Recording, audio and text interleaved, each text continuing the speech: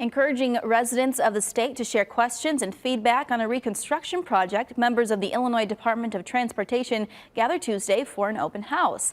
This is the second open house IDOT has hosted for the I-39 reconstruction and expansion project. Updates were provided on the project, which is currently in its third phase.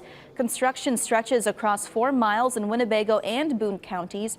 Plans are in place to enhance conditions at interchanges, enhance safety, and alleviate congestion on roadways. The reconstruction is expected to be finished by the end of 2027.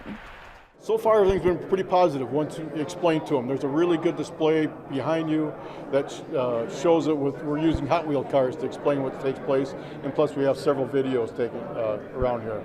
So it's been good feedback so far.